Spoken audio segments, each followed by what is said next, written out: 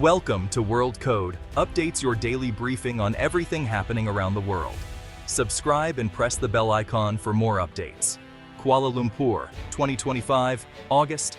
Tensions are reaching a boiling point in Southeast Asia, and the world is watching closely. The region is no stranger to disputes, but this time, the focus isn't just on the South China Sea.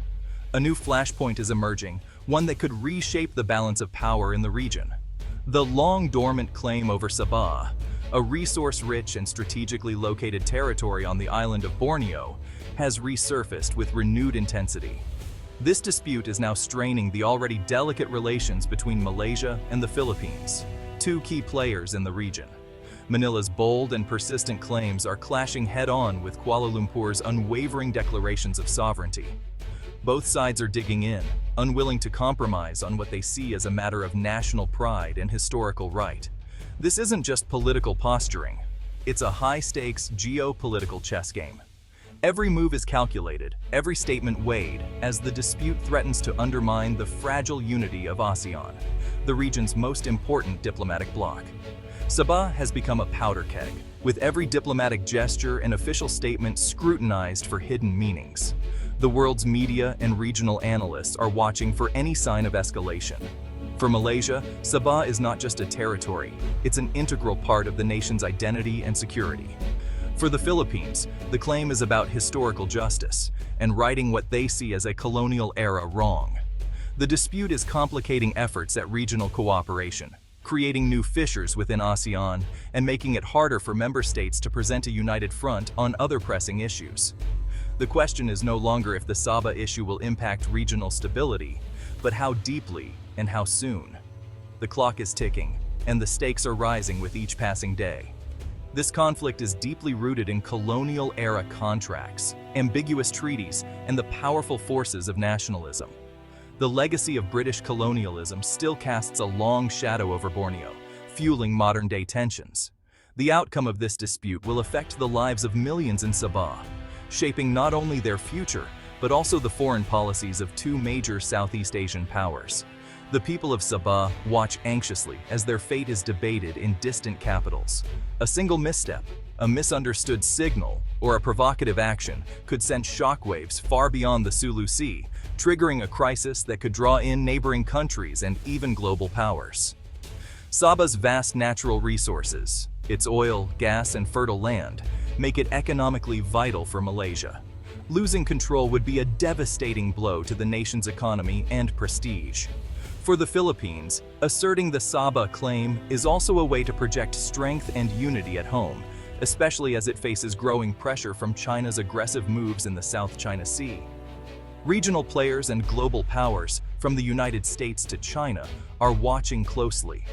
They must carefully balance their relations with both Malaysia and the Philippines, avoiding any move that could be seen as taking sides. The path forward is fraught with peril. With so many interests at stake and so much history behind the dispute, the risks of escalation are real, and the consequences could be felt across the entire region. To truly grasp the deep-rooted tensions surrounding Sabah, we must journey back to the 19th century, a time of shifting empires and colonial ambitions in Southeast Asia. At the heart of the dispute lies the 1878 agreement between the Sultanate of Sulu and a group of British adventurers, a document that would shape the destiny of North Borneo for generations. This historic document, written in Malay and adorned with Arabic script, granted certain rights over North Borneo, what we now know as Sabah. The entire controversy hinges on a single word: pajak. Was it a lease, implying temporary use, or a cession, meaning a permanent transfer of sovereignty? The Philippines maintains that pajak means lease, arguing that sovereignty over Sabah was never truly relinquished by the Sultanate of Sulu, and thus, the territory rightfully belongs to them. Malaysia, on the other hand, insists that the agreement was a cession, a full and final transfer of rights, making Sabah an integral part of its nation.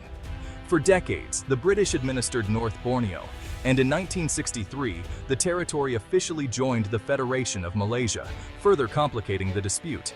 The ambiguity of the 1878 agreement reflects an era marked by unequal treaties, colonial power plays, and fundamentally different worldviews about land and sovereignty. The Sultan's understanding of sovereignty and land rights was rooted in local traditions, which often clashed with the rigid legal concepts imposed by European powers. This enduring clash of perspectives has created a legal and diplomatic puzzle that continues to defy easy resolution, even after more than a century. Today, the 1878 agreement stands as both a historical artifact and a legal enigma, its true meaning still fiercely debated by nations and scholars alike.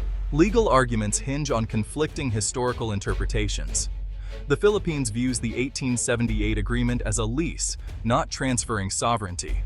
Malaysia counters with self-determination, citing the 1963 Cobbold Commission. The UN-backed commission showed Sabah's majority supported joining Malaysia. Annual payments to the Sultan's heirs add complexity. The Philippines sees them as rent. Malaysia calls them cession money. Malaysia stopped payments in 2013 after a violent incursion. A 2022 French court ruling ordered Malaysia to pay the Sultan's heirs. Malaysia rejected the ruling, creating an international legal tangle. This lawfare entrenches positions, complicating diplomatic solutions. The dispute is now a high-stakes legal war. A diplomatic solution remains elusive amid entrenched legal battles. The Sabah dispute, long simmering beneath the surface, erupted into open violence in 2013, shocking the region and drawing international attention to the long-standing territorial conflict. Armed followers loyal to a self-proclaimed Sultan of Sulu crossed the sea and occupied the small town of Lahad Datu in Sabah, Malaysia, asserting their ancestral claim over the territory. Their sudden demand for Malaysia to recognize their claim stunned both the Malaysian and Filipino public, sparking fear, confusion, and intense media coverage in both countries. Malaysia, hoping to avoid bloodshed, initially sought a peaceful resolution through negotiation. But after deadly skirmishes broke out, the government launched a full-scale military assault to end the occupation. The aftermath was grim and tragic, with dozens killed and many more wounded on both sides. The violence left behind destroyed homes, traumatized communities, and a deep sense of loss. Malaysia's sovereignty was directly challenged, prompting the government to establish ESCOM, a special security command to protect Sabah's eastern borders and prevent future incursions. The incident hardened Malaysia's stance on the dispute, leading to the suspension of annual payments to the Sultan's heirs and straining diplomatic ties with the Philippines. For the Philippines, the crisis exposed its limited control over the Sulu claimants and highlighted the challenges of managing groups with historical grievances and cross-border ambitions. The standoff revived nationalist sentiment in the Philippines, fueling public debate and drawing attention to the poverty and instability that persist in the southern regions. The Lahad Datu standoff remains a stark reminder of how unresolved disputes can quickly escalate into violence, threatening the safety and stability of entire communities. It underscores the ongoing risk that the Sabah issue poses, with the potential to destabilize not just Malaysia and the Philippines, but the wider Southeast Asian region.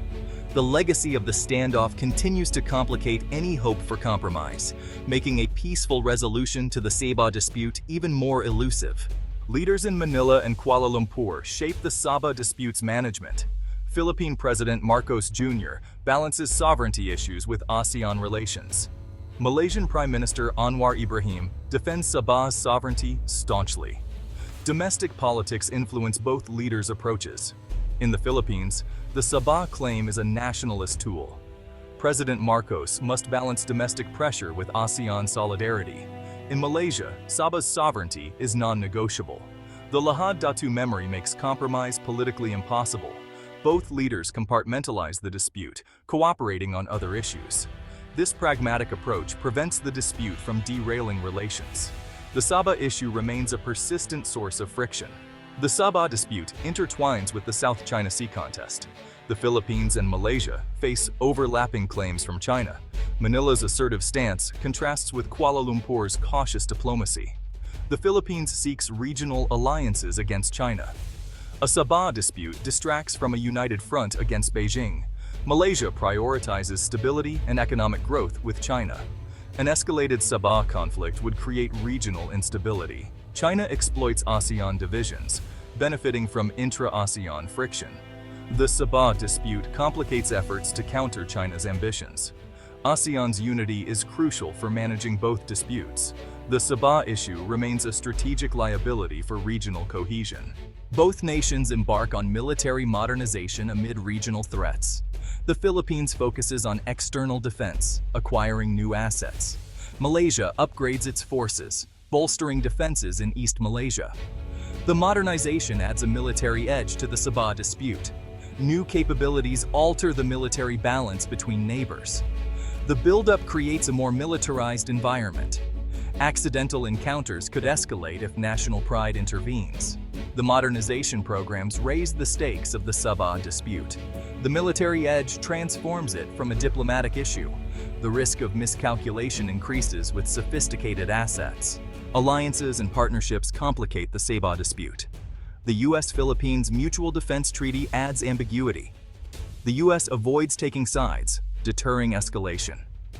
Malaysia's FPDA membership provides strategic depth. Both nations deepen ties with Japan and Australia. Overlapping security relationships create a complex network. Alliances constrain the Sabah dispute, deterring conflict. Open conflict threatens valuable partnerships. The Sabah issue tests regional security architecture. Diplomatic restraint is crucial to avoid isolating aggressors. The risk of escalation in the Sabah dispute is ever present. Preventing crisis requires careful diplomatic management. ASEAN's principles provide a framework for communication. Regular meetings allow sensitive discussions away from public glare. A bilateral code of conduct could prevent incidents at sea. Pragmatic agreements lower conflict risk without solving sovereignty. Focus shifts to shared threats like piracy and terrorism. Peaceful management is essential for Southeast Asia's stability. A conflict would shatter ASEAN's unity and credibility. Leaders must navigate the diplomatic tightrope with foresight. Confrontation would be catastrophic for all involved.